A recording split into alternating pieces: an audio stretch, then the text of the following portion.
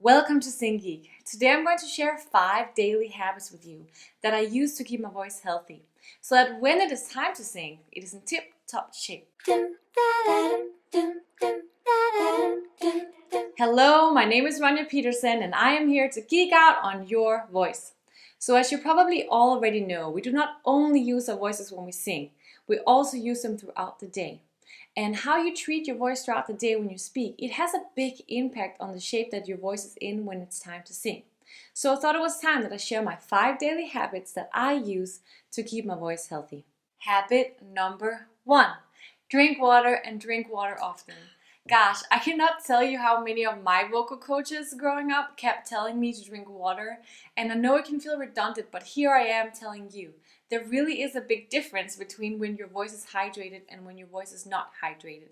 When you're not hydrated enough, your voice can feel sticky. It can be hard to do riffs and runs, and it can be hard to kind of get those pitches that you want. So I challenge you to try and drink enough water for a week and see if you can feel the difference. The usual recommendation for how much water you should be drinking is between 6 to 8 glasses a day. But I recommend that you use a water calculator to tell you exactly how much water you should be drinking based on your body size and your level of activity. I have a link to a cool one on my blog along with an infographic on hydration habits, so I'll link to that in the description below. To finish up habit number 1, let's drink some water. Habit number 2, stretch out your singing muscles. Stretching out the muscles in your throat before a full day of speaking is just like stretching out the muscles in your legs before a long run. It will help you avoid tension and it will prepare your voice for a full day of speaking. If I don't have a lot of time, I'll just do a few stretches. I'll do them right after I drink my big glass of water in the morning. I'll just do like the right side, right here. I hope you're doing this with me. And then I'll do my left side. It feels so good. Then I'll do the crazy one with the tongue, like this. You can feel the stretch here.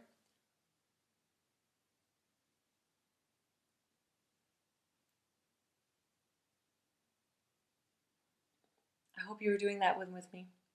So that was habit number 2, stretching your singing muscles. Habit number 3, warm up your voice. Now, referring back to the running analogy, we usually run a few laps before we go for the big run. It's the same with your voice, so just take a minute to warm it up. Those of you guys who've been with me for a while, you know that I love doing lip trills. So I'll do my lip trills in the morning, and I actually do them in the shower because it saves time, but it's also nice and warm in there, and that's good for the muscles. So I'll just do a few like this. I'll go like this.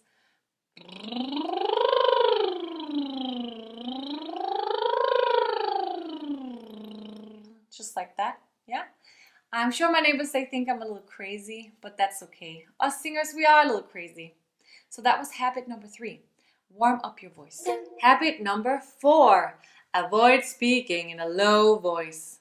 Speaking in a low voice is very tiring to your voice, but yet it's something that we all do a lot. Especially when we get tired, we tend to drop it down. Like we get tired, we start talking like this. But there's also other situations. For example, if you're speaking and you really want people to pay attention to what you're saying, it happens to me a lot if I'm in a classroom and I have like 30 students. I want to make sure that they're paying attention to me, that they're understanding what I'm saying. I start to drop my voice down when I do that. If I'm in a meeting with someone and I want to show authority, I want to make sure that they take me serious, I'll also start dropping down my voice and start talking like this. The last situation where I find myself sometimes when I'm at risk of dropping my voice down is when I'm hanging out with my guy friends. Subconsciously, I'll start dropping my voice down to their level. So the trick to avoiding this really is to know the situations where you think it might happen and then simply catch yourself doing it and putting your voice back up to where you know it's healthy and where it feels good to speak and where your voice rings out. Habit number 5, use touch distance speaking. What this means is that we all know it's not good for your voice to yell, right?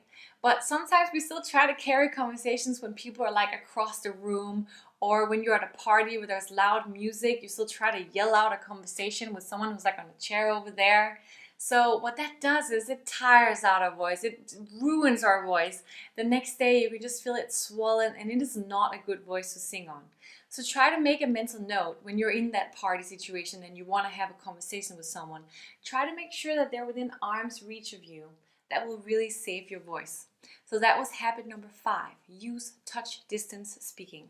So these are the 5 habits I use every day to keep my voice healthy. Number 1, drink water. Number 2, stretch out the muscles in your throat. Number 3, warm up your voice, maybe with some lip trills in the shower. Number 4, don't speak in a low voice. And number 5, don't have a conversation with someone who's super far away. Use touch distance speaking. If you have any tricks that you use to keep your voice healthy, please share below so that we can all start doing them too. And if it's the first time you're joining us here on SynGeek, I invite you to subscribe. Join us every week as we continue to geek out on your voice.